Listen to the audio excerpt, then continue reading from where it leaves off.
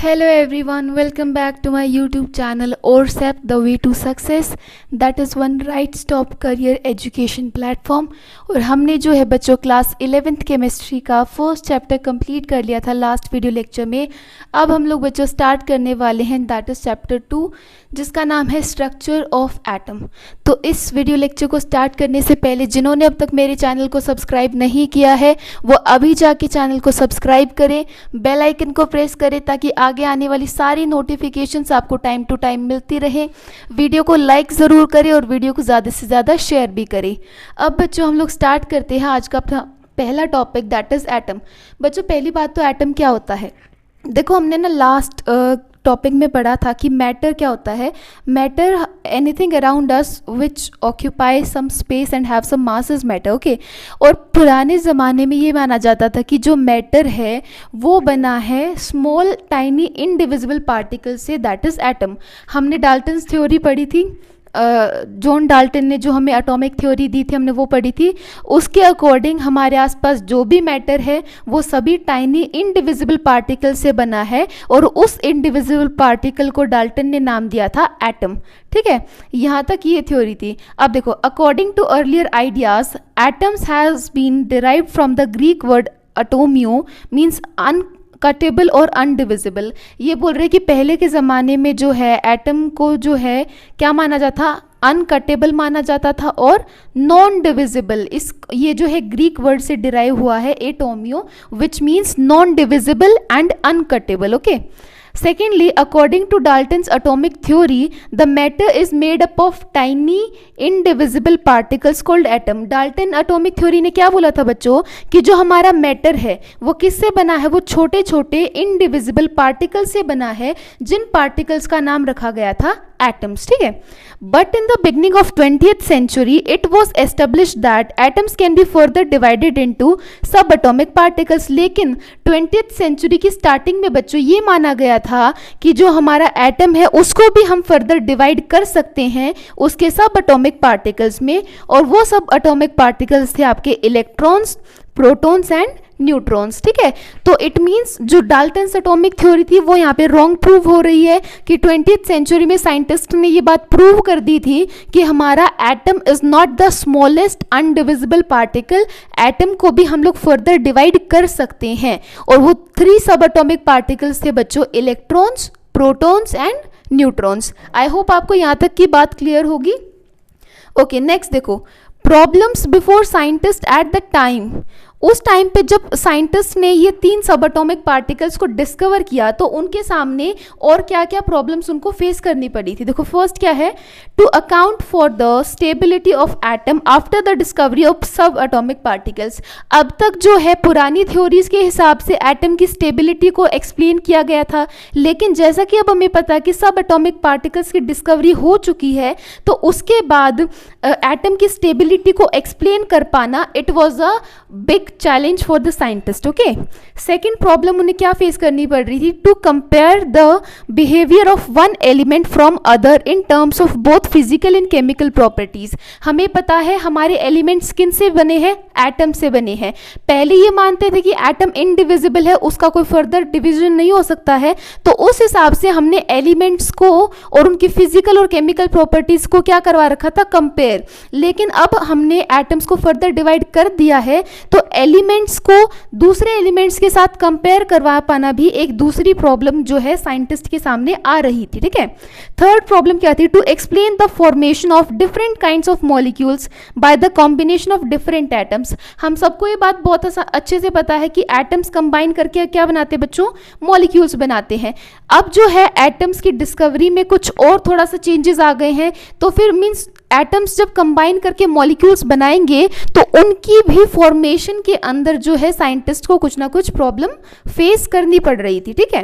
अब fourth point है हमारा बच्चों, to understand the origin and nature of the characteristics of electromagnetic radiation absorbed and emitted by atoms. अब जो है एक प्रॉब्लम क्या आ रही थी, to understand the origin and nature of characteristics of electromagnetic radiations. हमें पता है हमारे एटम्स जो है इलेक्ट्रोमैग्नेटिक रेडिएशंस को एब्जॉर्ब भी करते हैं और एमिट भी करते हैं, यानी कि वो लेते भी हैं इलेक्ट्रोमैग्नेटिक रेडिएशंस को और उनको बाहर भी निकालते हैं, ठीक है। तो उसके ओरिजिन को समझना और उसके नेचर को समझना फिर से जो है एक ये बहुत बड़ी प्रॉब्लम्स थी साइंटिस्ट के सामने। आई होप आपको यहाँ तक का टॉपिक क्लियर हो गया होगा। आज के वीडियो लेक्चर में इसके अलावा हम लोग जो है एक बड़ा और इम्पॉर्टेंट टॉपिक करेंगे, that is discovery of electron. सबसे पहले जो सब एटॉमिक पार्टिकल डिस्कवर हुआ था वो था हमारा इलेक्ट्रॉन। तो सबसे पहले हम उसकी डिस्कवरी के बारे में बात करते हैं।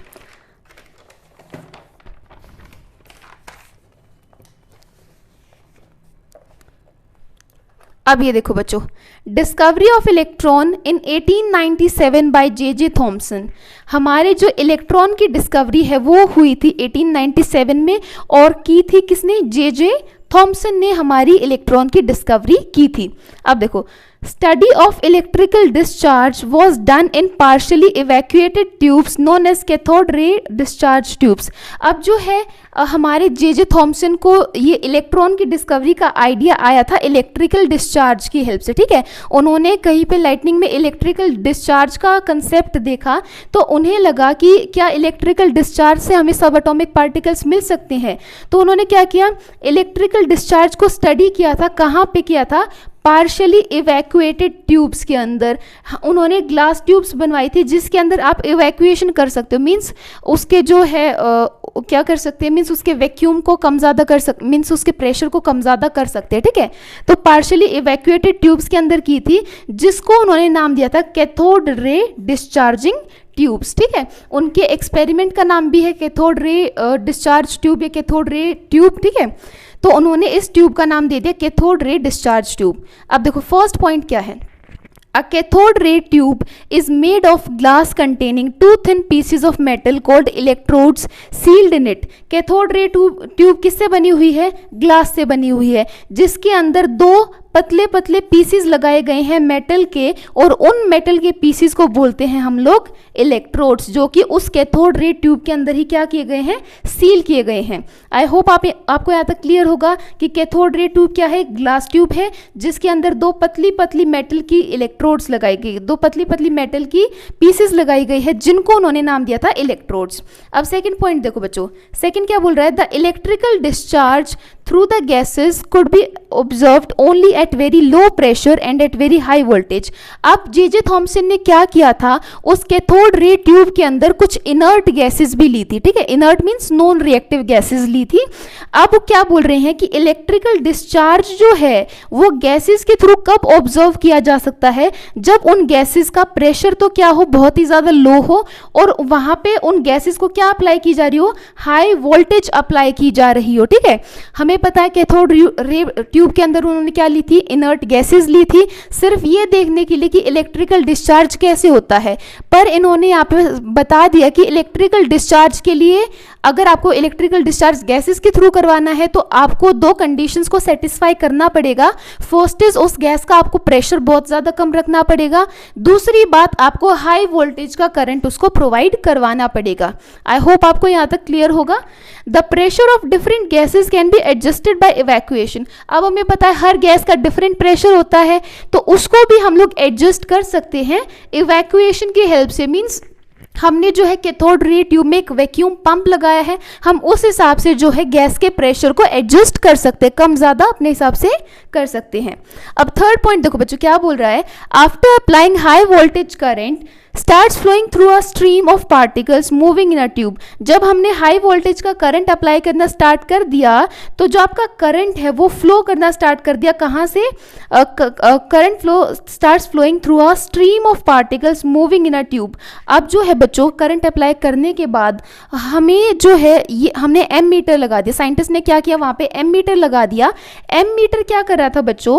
कंटिन्यूअस डिफ्लेक्शन शो कर रहा था, वो लगातार इधर उधर मूव कर रहा था। तो साइंटिस्ट को ये बात समझ में नहीं आई कि जब यहाँ पे हमारे कैथोड रे ट्यूब के अंदर कोई भी मीन्स ऐसा कनेक्टिंग वायर नहीं है, तो फिर करंट कैसे सप्लाई हो रहा है, मीन्स करंट को फ्लो करने का क्या जरिया, क्या मीडियम है, ठीक है। तो क्या बोल रहे हैं कि जो आपका करंट है उन्होंने फ्लो करना स्टार्ट कर दिया with the stream of particles moving in a tube, particles ने जो है ट्यूब के अंदर मूव करना स्टार्ट कर दिया, हालांकि वो पार्टिकल्स विजिबल नहीं थे, ठीक है।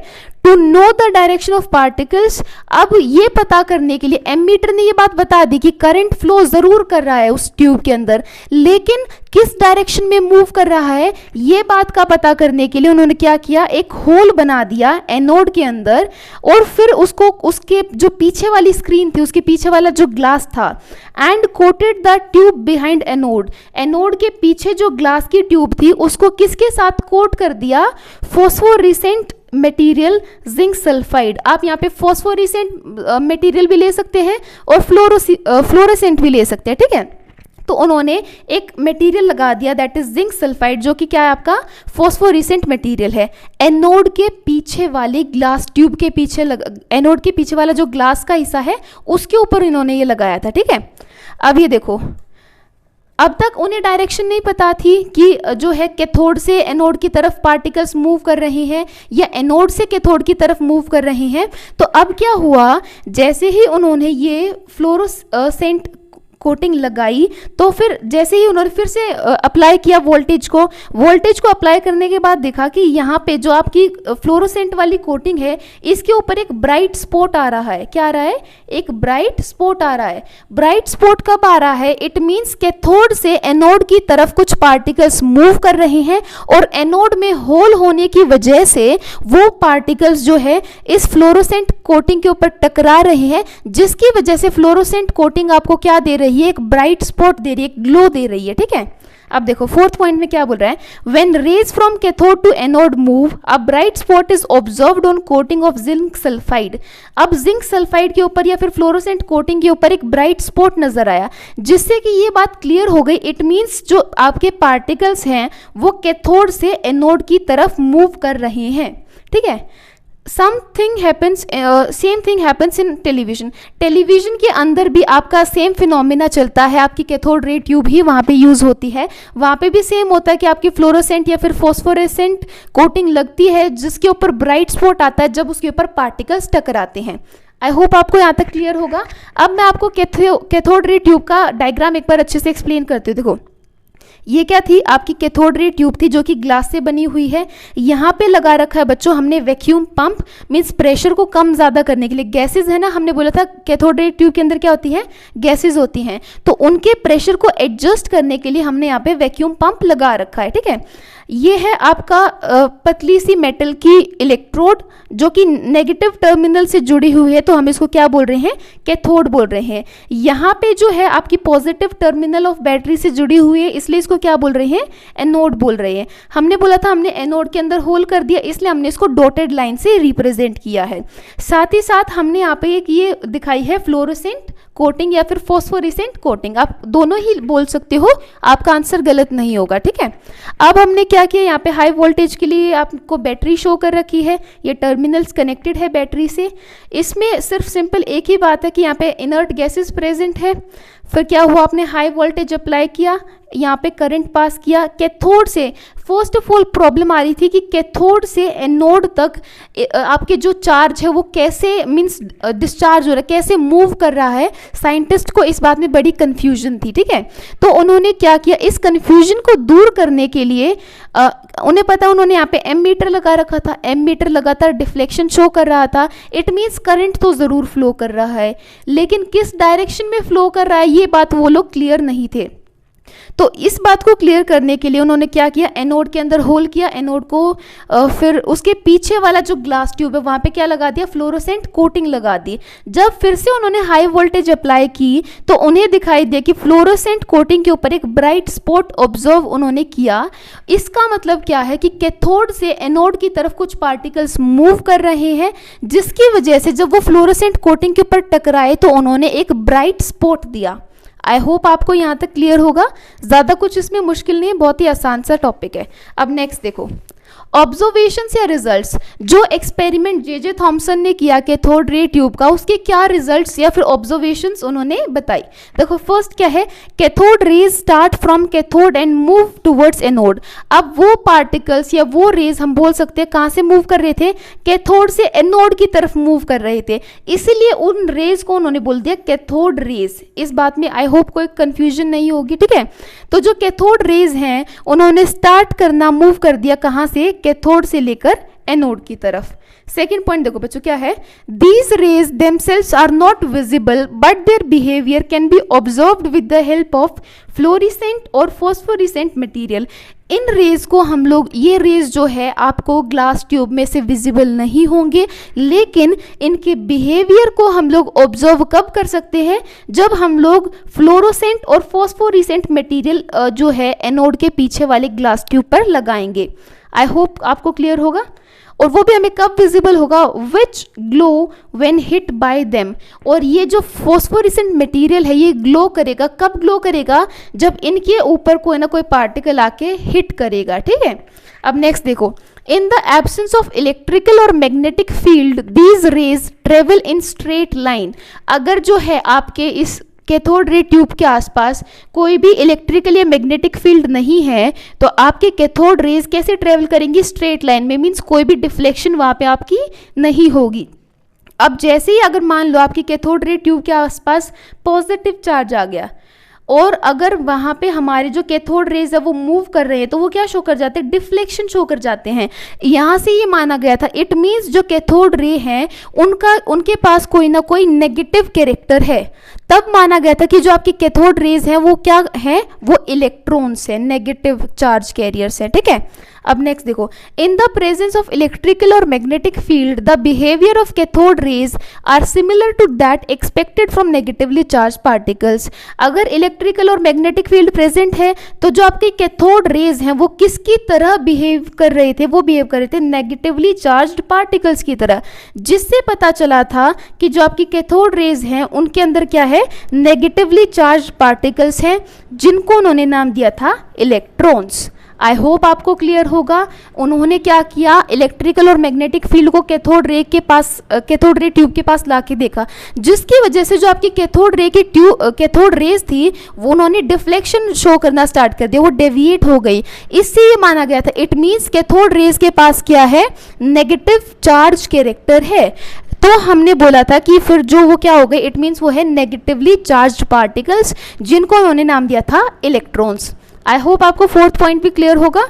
अब फिफ्थ पॉइंट देखो बच्चों क्या बोल रहा है, the characteristics of cathode rays और electrons do not depend upon the material of electrodes and the nature of gas present in the cathode ray tube. ये बोल रहे बच्चों, अगर हम लोग कैथोड रे ट्यूब के अंदर जो आपकी गैस प्रेजेंट है उसको चेंज कर दे, या फिर जो इलेक्ट्रोड्स का मटेरियल है उसको चेंज कर दे, तो उससे आपकी कैथोड रेज के ऊपर या आपके इलेक्ट्रॉन्स के ऊपर कोई भी फर्क नहीं आएगा। इट मीन्स इलेक्ट्रॉन्स और cathode ray tube does not depend on the material of electrodes and the nature of gas। आप कैसी भी गैस ले लो, कोई भी गैस ले लो और किसी भी मटेरियल का इलेक्ट्रोड ले लो, उससे आपकी इलेक्ट्रॉन की या फिर कैथोड रे की प्रॉपर्टी पर, कैरेक्टरिस्टिक पर कोई भी फर्क नहीं पड़ेगा। आई होप आपको ये पॉइंट भी क्लियर होगा। ये था बच्चों आज का topic, this is discovery of electron. अच्छा टॉपिक है, समझने वाला है, ज़्यादा कोई मुश्किल नहीं है। आई होप आपको आज का वीडियो लेक्चर पसंद आया होगा। अगर आपको आज का वीडियो लेक्चर पसंद आया हो तो चैनल को सब्सक्राइब ज़रूर करें, वीडियो को ज़्यादा से ज़्यादा अपने दोस्तों के साथ शेयर करें, वीडियो को लाइक ज़रूर करें और कमेंट करना ना भूलें। Thank you so much for watching my video.